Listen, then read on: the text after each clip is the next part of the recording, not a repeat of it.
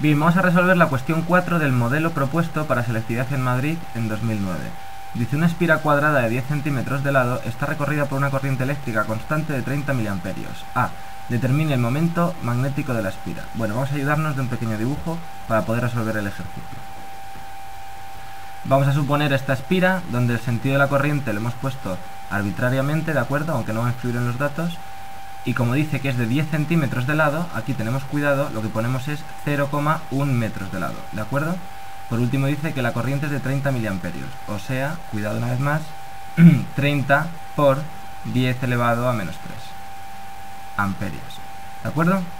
Bueno, pues con estos datos lo primero que nos piden es determinar el momento magnético de la espira. El momento magnético es una expresión muy sencilla, simplemente es intensidad por superficie, es decir, que para este caso lo único que tenemos que meter aquí son 30 por 10 elevado a menos 3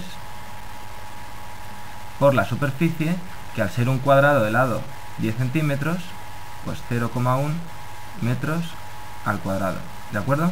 Con esto el resultado nos queda de 3 por 10 elevado a menos 4 amperios por metros al cuadrado, ¿de acuerdo? Un primer apartado relativamente sencillo. Lo que sí es más interesante es comprender el sentido que tiene el momento magnético de la espira. Fijaos, es un vector perpendicular a la superficie de la espira y que entra en el papel, es decir, es perpendicular y el sentido lo obtenemos según la regla del sacacorchos. En este caso, para el sentido que hemos considerado de la corriente, está entrando en el papel, ¿de acuerdo? Perpendicular a la superficie y hacia adentro. Bueno. El segundo apartado dice, si esta espira está inmersa en un campo magnético uniforme de 0,5 teslas paralelo a dos de sus lados, determine las fuerzas que actúan sobre cada uno de los lados. Analice si la espira girará o no hasta alcanzar la posición de equilibrio en el campo. Bueno, para esto vamos a hacer otro pequeño dibujito para comprender qué es lo que está ocurriendo.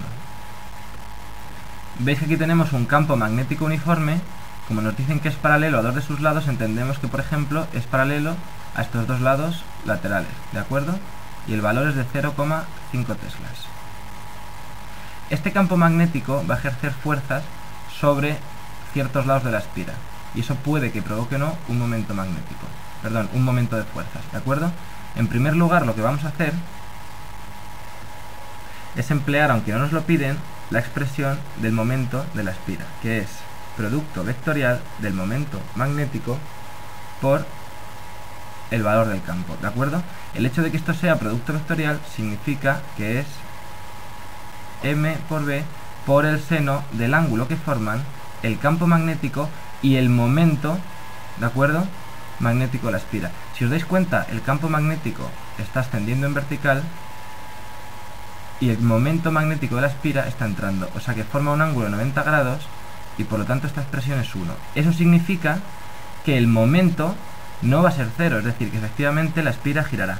De todas maneras no nos piden que calculemos esto, sino la fuerza que ejerce sobre cada uno de los lados, pero ya podemos suponer el resultado que va a dar. Fijaos, la expresión para la fuerza es la siguiente. La fuerza para cada uno de los lados es, una vez más, producto vectorial de la intensidad por campo y por longitud de los lados, ¿de acuerdo?